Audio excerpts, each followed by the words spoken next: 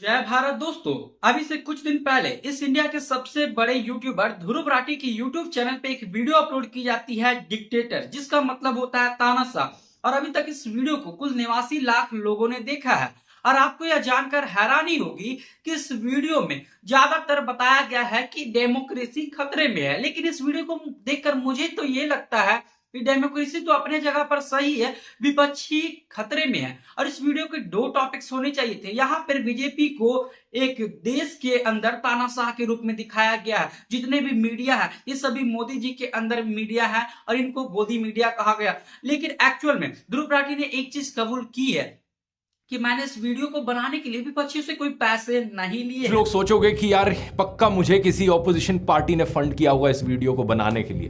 ये सोचने वाली कौन सी बात है मेरे दोस्त। ये बात सभी को पता है कि अगर मार्केट एक तरफा है तो सारे जितने भी लॉट्स है ये सारे बिक चुके हैं। अगर कोई एक तरफा बात करता है तो क्या मतलब निकलता है, ये सारे पब्लिक को ऑलरेडी पता है। इस बंदे ने एक पार्ट तो बताया लेकिन एक पार्ट आपको नहीं बताया। आपने सुना ही होगा राष्ट्रपति शासन, जो आर्टिकल 356 के अंदर आता है।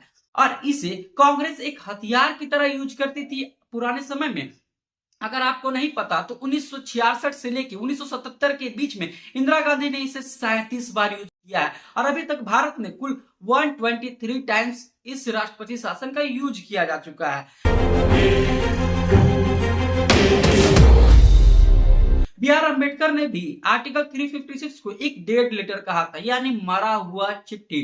अगर वह लिखकर फेंका भी गया है तो उसका कोई मायने मतलब नहीं है, क्योंकि अगर एक बार राष्ट्रपति शासन लग गया तो उस जगह पे उस राज्य में दोबारा उपचुनाव कराना पड़ता है। राष्ट्रपति शासन लगने के बाद गवर्नमेंट के हाथ में ये पावर होती है कि वह 6 महीने तक उस राज्य को राष्ट्रपति शासन के अंदर रख सकता है और उसे अधिकतम 3 सालों तक बढ़ा सकता है। अगर नहीं मन करे तो उस राज्य में फिर बाद में उपचुनाव कराना पड़ता है। और इसी तरीके से कांग्रेस पूरे राज्य में अपना शासन चलाते आ रही थी।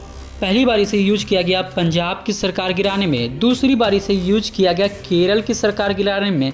और ये लगातार चलता ही रहता था क्योंकि एक यही साधन था जो सरकार गिरा सकती थी। इंदिरा गांधी ने जब प्रियम्बल में सेक्युलर और सोशलिस्ट शब्द को जोड़ा लेकिन फेडरलिज्म को छोड़ दिया। फेडरल शब्द का मतलब ही नहीं लगता था कि स्टेट और सेंटर कभी आमने सामने आ सकते हैं।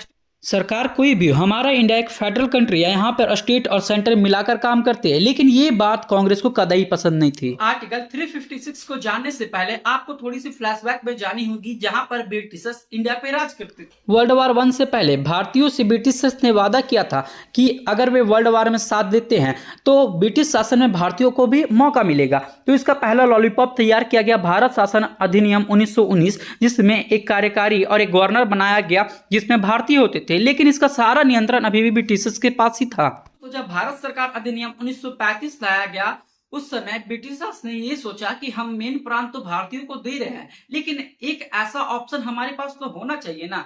तो उसने भारतीयों को बोला, देखो तुम भारतीयों को हम प्रांत तो जरूर दे रहे चलाने के लिए, लेकिन अगर तुम लोग नहीं चला पाओगे तो फिर बाद में हमारा गवर्नर इसे हैंडल करेगा। तो उसके लिए हमारे पास एक कॉन्स्टिट्यूशन है और उस कॉन्स्टिट्यूशन का सेक्शन 93 ये बताता है कि अगर कभी प्रांत में अगर कोई विफलता आई, आंतरिक अगर लड़ाई झगड़े खुद में ही कर लिए या तो बाहर से किसी ने आक्रमण कर दिया, तो उस जगह की पूरी कॉन्स्टिट्यूशन खत्म हो जाएगी। हमारा जो गवर्नर है उस जगह को हैंडल करेगा। सेक्शन 93 एक ऐसा एक्ट था जो कि गवर्नमेंट को पावर देता था कि वे पूरी की पूरी कॉन्स्टिट्यूशन को ही सस्पेंड कर सकता है।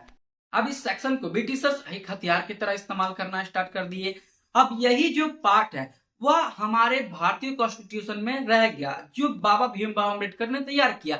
उन्होंने ये बात भी बोला था कि सेक्शन को हटा देना चाहिए था, लेकिन कुछ लोग उसके सपोर्ट में थे तो इस सेक्शन को नहीं हटाया गया। बाद में इसी सेक्शन को आर्टिकल 356 कर दिया गया। अब 356 एक हथियार की तरह यूज होने लगा। जो भी इंडियन गवर्नमेंट थी इसे मिसयूज करने लगी। तो पहली बार इसकी शुरुआत होती है पंजाब से 20 जून 1951 में। फिर पंजाब की सरकार गिर जाती है और वहां पे कांग्रेस की सरकार बनती है।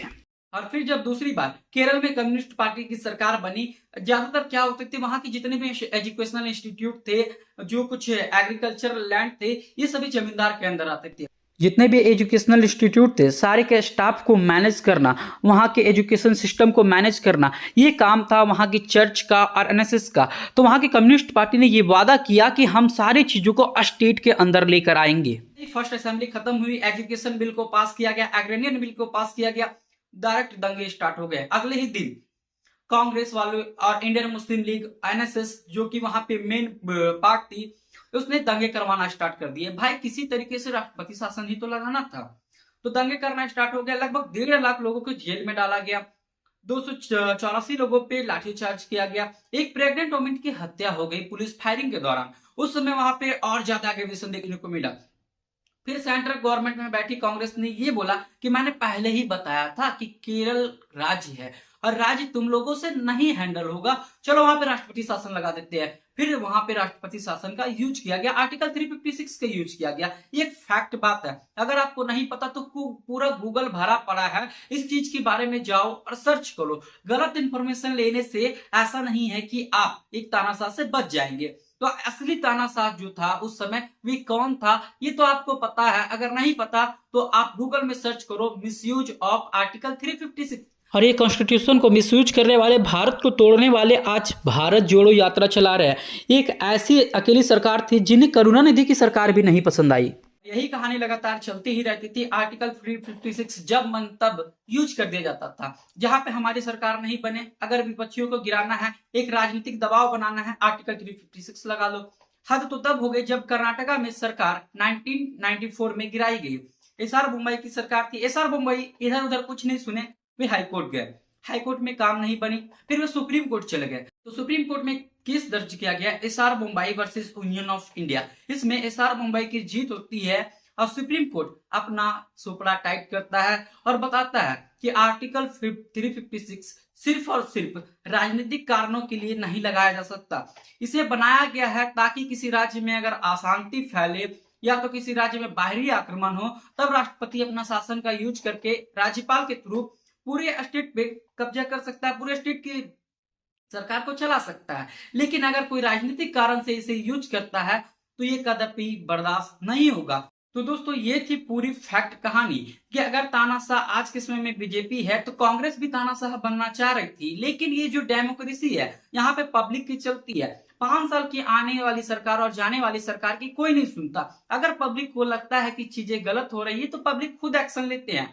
ये आपको और हमें बोलने की जरूरत नहीं है। अगर आप मीडिया हैं तो आपको दोनों पक्ष को सामने रखना चाहिए कि कैसे एक जो विपक्ष है वे तानाशाह बनने की कोशिश कर रहे थे, अभी कैसे तानाशाह बना जा रहा है। तो ये फैक्ट जो है ये सारे मिलाकर अगर काम करेंगे तभी कहा जाएगा कि आप सही है, नहीं तो लोग यही कहेंगे कि आप भी तो विपक्षी है, आपने भी किसी से फंड तो जरूर लिया होगा ताकि इस वीडियो को बनाया जा सके।